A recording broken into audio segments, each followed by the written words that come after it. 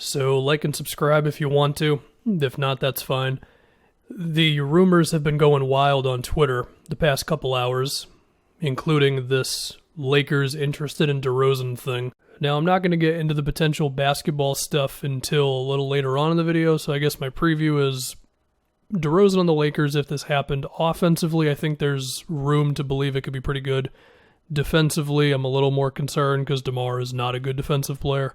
The other thing here is, would the Spurs look at Kyle Kuzma as a real prospect? I mean, Kuzma, he's been inconsistent at everything, pretty much. If the Spurs believe, well, if we could adjust his shooting form a little bit, if we could help him read the game a little better defensively, then perhaps we can turn him into a real player. I think there's a few things to ask with this one. Number one, would the Lakers offer be the best one that the Spurs could get? Number two, would the Lakers be willing to include their first-round pick for this season, whether they can technically trade it on draft night or 30 days later, whatever? Three, would they include someone like Talen Horton-Tucker to go along with it? And also, would the Lakers be comfortable with this move taking up their money in next free agency? Because I assume if you make this move, your intentions are to re-sign DeRozan and have it be LeBron, AD, and DeRozan for the next however many seasons. Well, the first thing is we remember that the two other teams that were talked about with DeRozan were the Bucks and the Nets. Do either one of those teams have a better offer than the Lakers? I mean, if the Nets included Karis LeVert, then probably. If they included Spencer Dinwiddie, then probably. Whether they would want to do that is, of course, a different question. For the Bucks' sake, I mean, between Bledsoe, DiVincenzo, the Pacers pick, the Bucks have 3 years in which their pick is locked up in protections from Cleveland. They might still be able to move those, I don't know. But the DiVincenzo, Bledsoe, Pacers pick, is that better than what the Lakers can offer? Maybe it would depend on how much the Spurs really liked Kyle Kuzma, I guess, or if the Lakers were able to sweeten the pot a little bit more. The point being, I think if the Nets really want DeRozan, I think they clearly have the best offer for him. So that's something the Lakers are going to have to deal with. Of course, anybody else could want DeRozan, but those are the rumors we've heard so far. Would the Lakers give up their first? I mean, I wouldn't be shocked if they did. Yeah, you'd be trading a first for a 31-year-old, but this is how it is when you have LeBron. And, I mean, they do still have Anthony Davis, so even if their picks are pretty bare over the upcoming whatever seasons, you'd hope that AD can kind of steer you through that. I don't think it's crazy to think that DeRozan can age pretty well. I mean, he hasn't had too many injury troubles in his career, and he's a pretty decent athlete and all that. He just got better as a playmaker the past 2-3 years.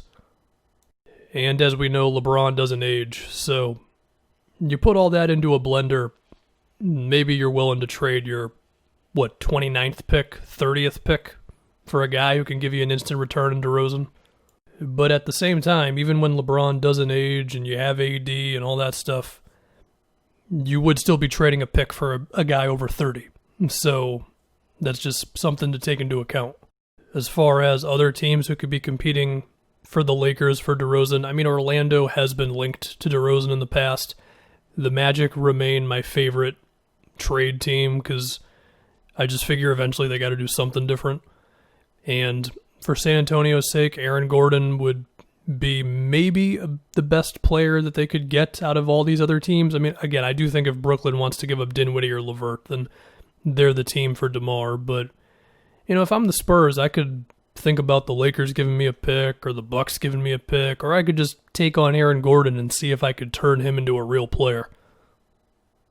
But those rumors for DeRozan and the Magic, that was last November, so maybe Orlando isn't about that now. So for what all that means and what teams have the best chance for DeMar, I don't know. I do think if the Lakers include their pick, then they've got a very real shot at getting DeMar. Because from the Spurs' sake and from just me thinking about what DeRozan's market would be, getting a first for the guy, given that he's on a 1 year and given that he's over 30 now, that might be the best you're going to get for him. Anyway, if we think about the basketball stuff with DeMar on the Lakers, I mean, defensively, DeMar is not good. Now, you could say that Kuzma to DeRozan isn't much of a change defensively.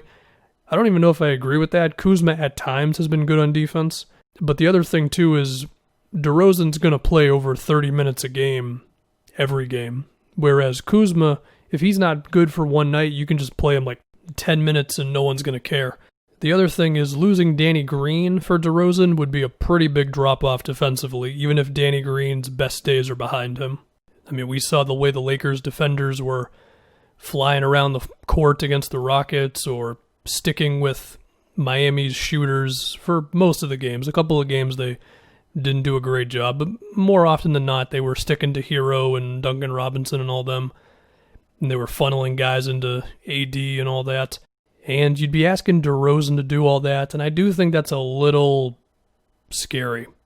As far as offense is concerned, I mean, I figure if defenses are leaving DeRozan open to cover LeBron and AD, LeBron would definitely get it to DeMar in the opposite corner or whatever.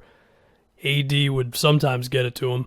And DeMar can attack off of that. You imagine DeMar could be a really good cutter off of LeBron's passing.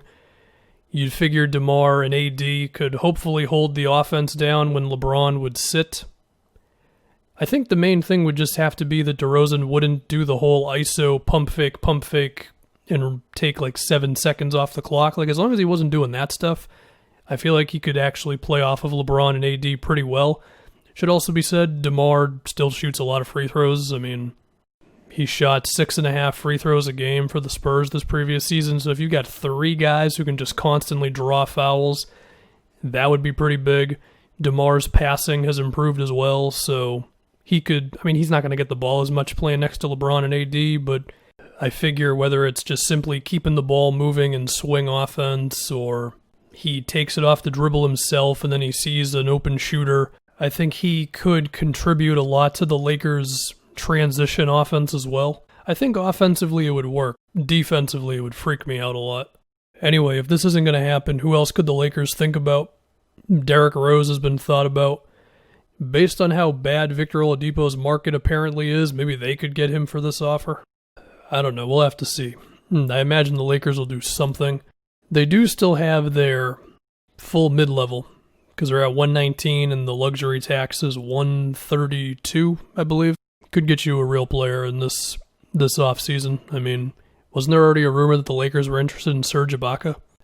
That would be a good one. I think I've mentioned that one before. I mean, if his shooting is real, then he could space out the floor really well next to Anthony Davis, and then defensively, Ibaka could still be good and protect the basket, defend the low post, defend some pick and roll, all that stuff. So yeah, the Lakers, they're in a position to do some things. It just depends on how aggressive they want to be. Do they view Kyle Kuzma as a guy they have to keep? Do they just want to hold on to their cap space as much as they can for next free agency, or are they just all in the moment?